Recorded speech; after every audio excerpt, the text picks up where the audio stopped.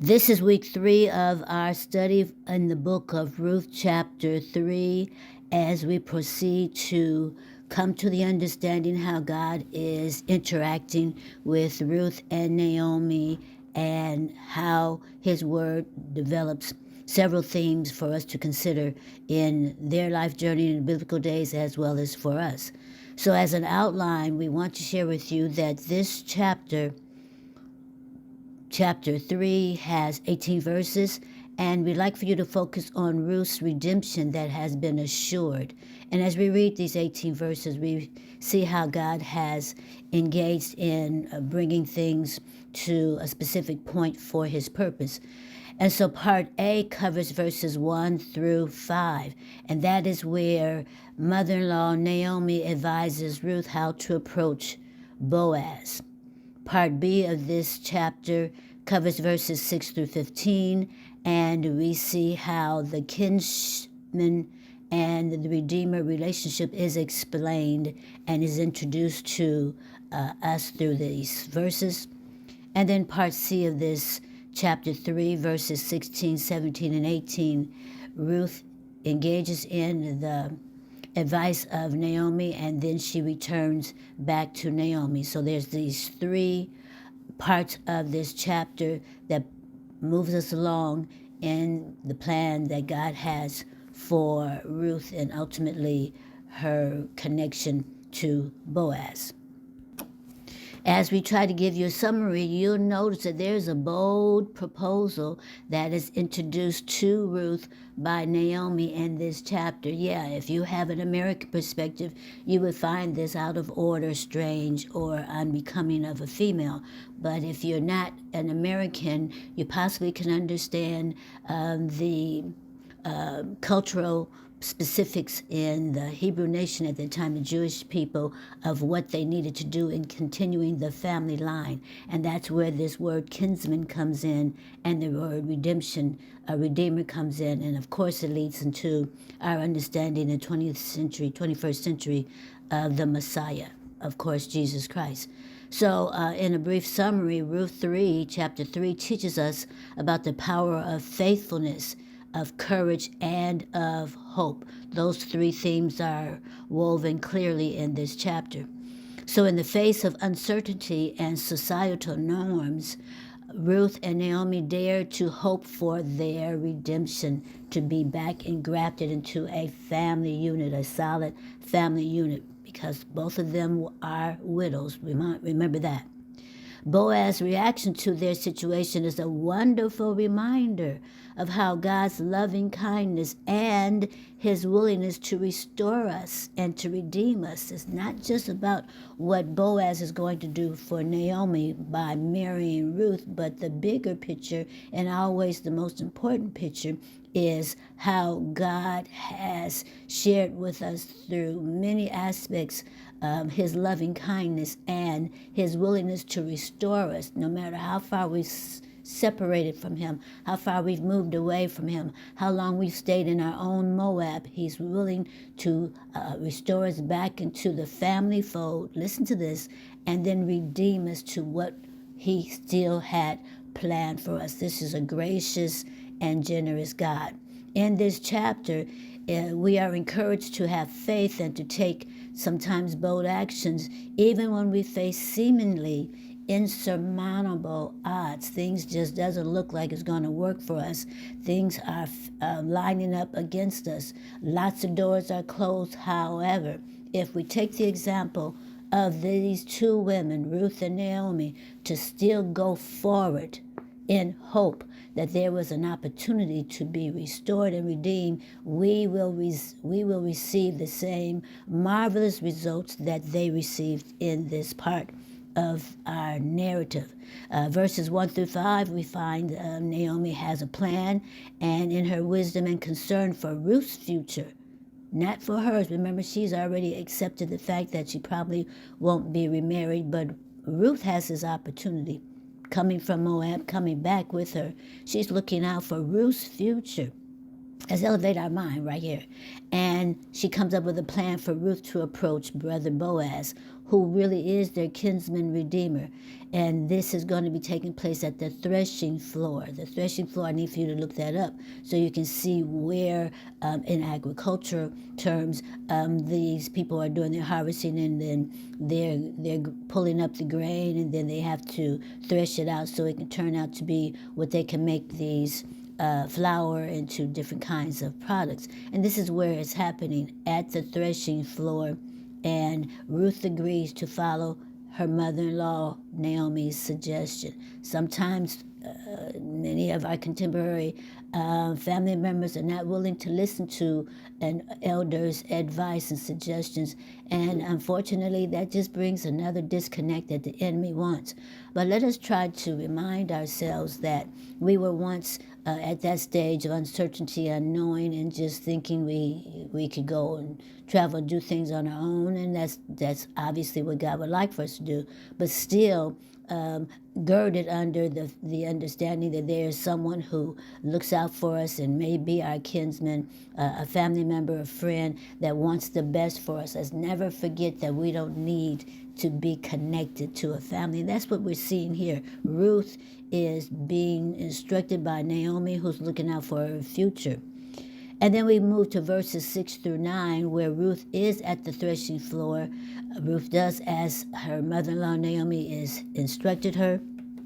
And then what she has done is wait until Boaz is asleep. Now, let's don't read too much into that. And then she lies down at his feet. Well, Brother Boaz, of course, becomes startled in the middle of the night, and Boaz discovers that it is Ruth. Remember, he's already met Ruth, and he hears great things about her, so he knows that she comes with a reputation of integrity. So what he does is listen to her as she boldly asks him to spread his garment over her like a covering, including her in the family line. I love that. She asked for permission. She asked if he would mind including her and Naomi back into the family line, and this was a symbolic gesture as a request for him to bring her in through marriage. If obviously she sees that he has enough that he might be able to accept another wife, and this is her way, their way in that time of asking or allowing that male to know that they're available in the proper way by doing the symbolic gesture.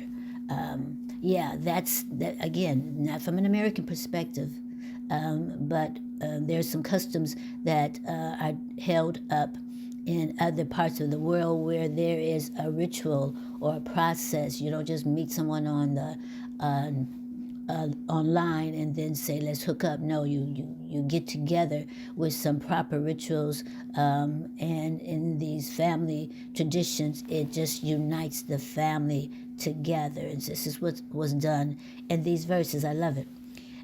In verses 10 to 13, Boaz responds, is honored and surprised by her proposal.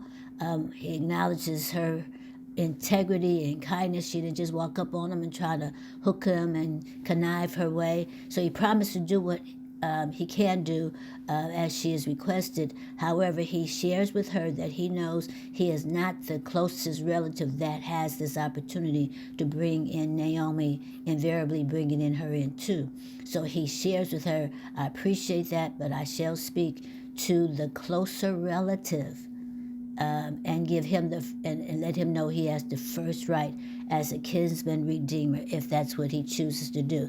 Listen, Brother Boaz is being respectful to all parties. He's not just saying, yeah, come on over here into my tent and let's get it going on. No, he says to her, respecting her, I thank you for wanting to be part of this family, but let me ask the relative that is closest first and see if that's something he is willing to do or to pass on. Yeah, consider that.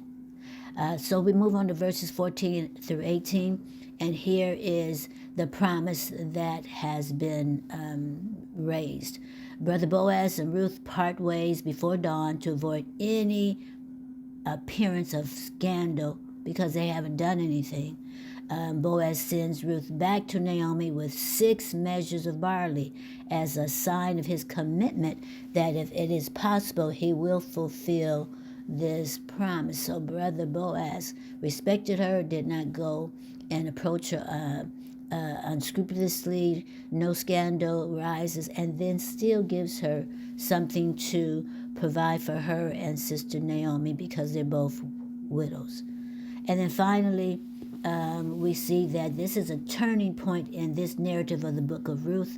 It is symbolizing the blossoming of a potential redemption story. Ruth and Naomi, remember, are 2 widows, and they navigate the ancient customs and their laws to secure their future in this male-dominated society.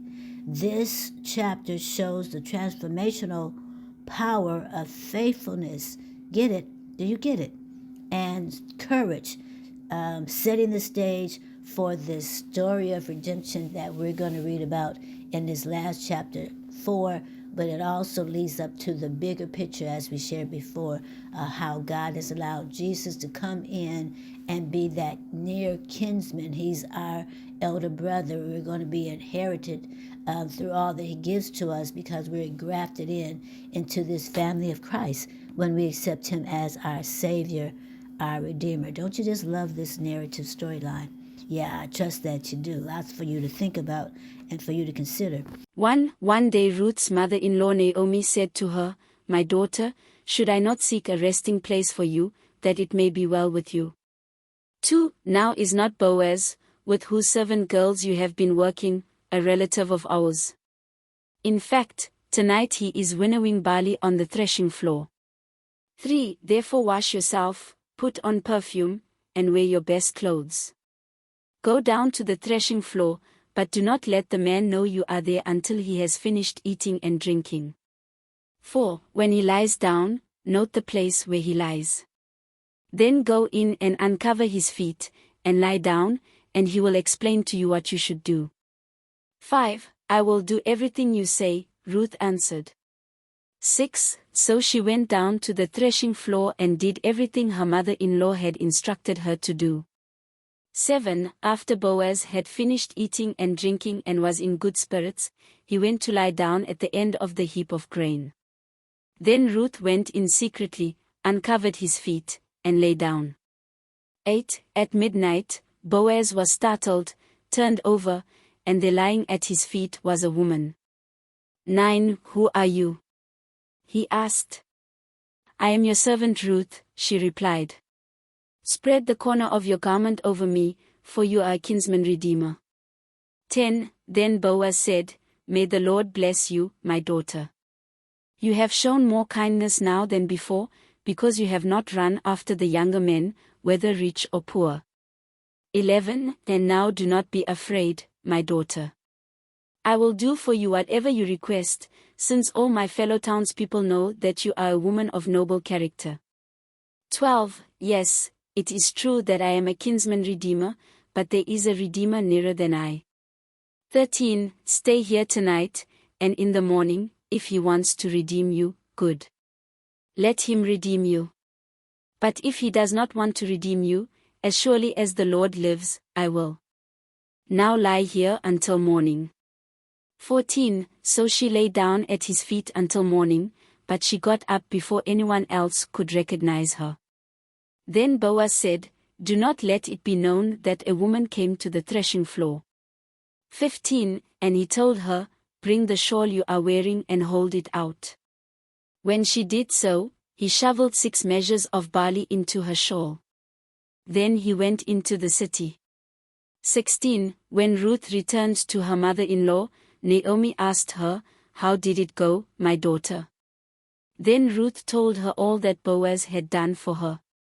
17. And she said, He gave me these 6 measures of barley, for he said, Do not go back to your mother-in-law empty-handed. 18. Wait, my daughter, said Naomi, until you find out how things go, for he will not rest unless he has resolved the matter today. So what we want to do now is just make sure that you remember that there are some themes that are flowing through this narrative. One, there's redemption narrative shared in this narrative.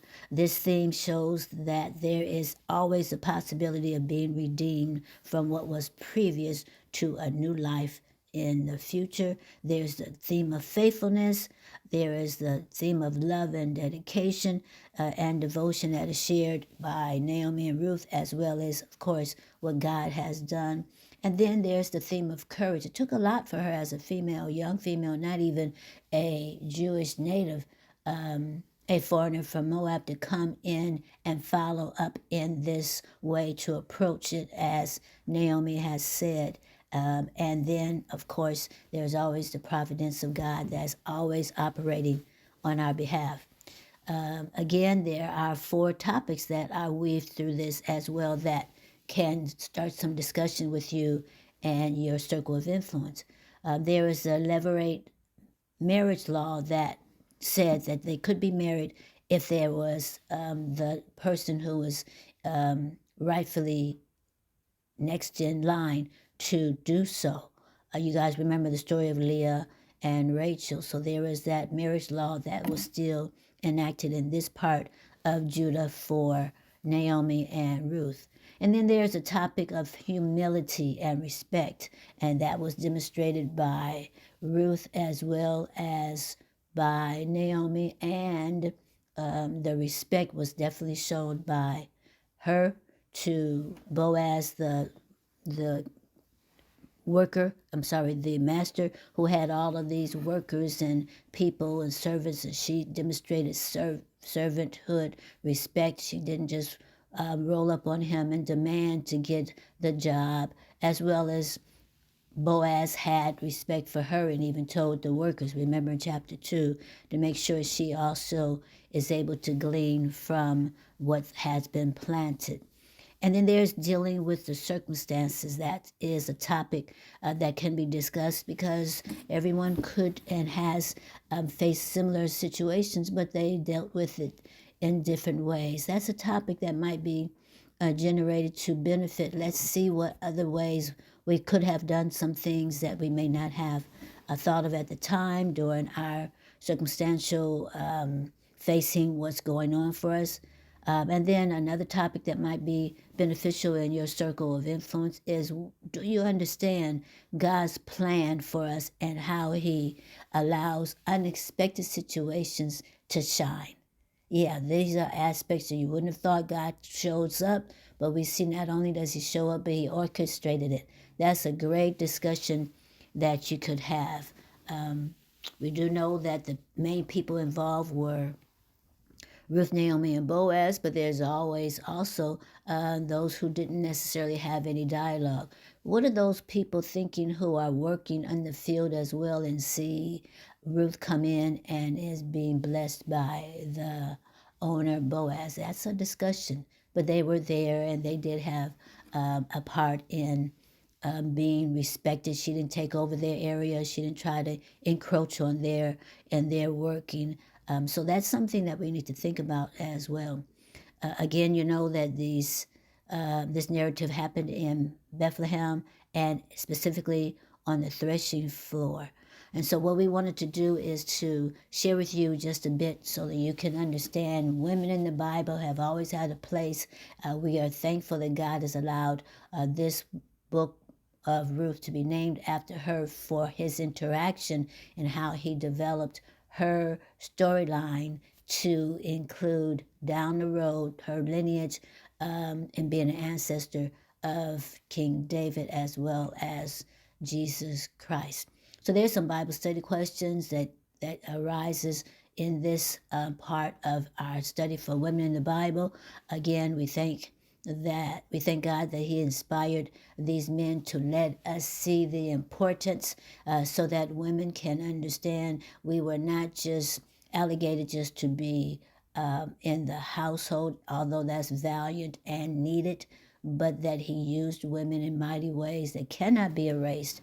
And when others try to say we're of second class or we as women have no importance in the plan of God, we can certainly point to the book of Ruth and then the other book of Esther. And noticeably, both of these women had impact that impacted the nation of Israel in turning points, transformational points that, of course, leads up to the entrance of Jesus Christ. So thank you for studying with us with this third part of Ruth, third chapter. We will be concluding in our next video with the end of this chapter, chapter 4, and raise some other thoughts, some other themes, and some other points for you to consider how God has interacted and how God's providential will is always present, always raising thoughts for us and things for us to consider while we're studying His Word. Again, I'm Dr. Christy, and this has been Christian Concepts in our study on women in the Bible. May God meet you and your family with peace and fulfill promises at your door. Until we study with you again.